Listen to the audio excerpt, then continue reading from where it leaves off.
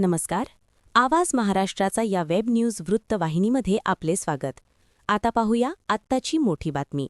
अहिल्यानगरमध्ये माजी महापौर आणि राष्ट्रवादी काँग्रेस शरदचंद्र पवार पक्षाचे शहर अध्यक्ष अभिषेक कळमकर यांच्यावर 25 वर्षीय तरुणीवर नोकरीचे आमिष दाखवून वारंवार अत्याचार करण्याचा गुन्हा MIDC पोलीस ठाण्यात दाखल करण्यात आला असून या गुन्ह्यात आणखी काही कलम वाढवल्यामुळे हा तपास सध्या तोफखाना पोलीस स्टेशनचे पोलीस निरीक्षक जगदीश भांबळ करत आहेत.